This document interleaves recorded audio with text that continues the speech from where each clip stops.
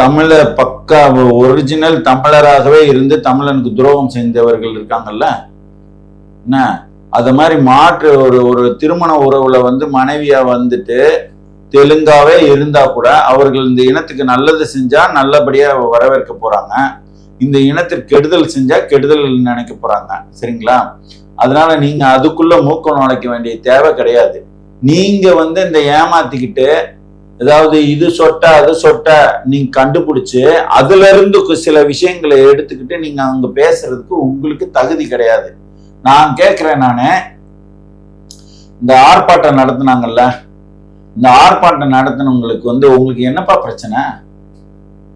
தெலுங்கர் முன்னேற்ற கழகம்ன்ற பேர்ல ஏற்கனவே ஒரு மகா தெலுங்கர் முன்னேற்ற கழகமா திமுக இருக்குது. அந்த கட்சி ஆட்சி நடத்திக்கிட்டு இருக்கு. ஒரு 8 அமைச்சர்கள் இருக்கிறாங்க. கிட்டத்தட்ட 27 தெலுங்கு சட்டமன்ற உறுப்பினர்கள் இருக்கிறாங்க.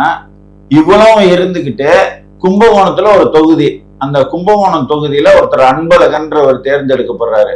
அங்க 5 விழுக்காடு இருக்க மாட்டாங்க தெலுங்கர்கள்.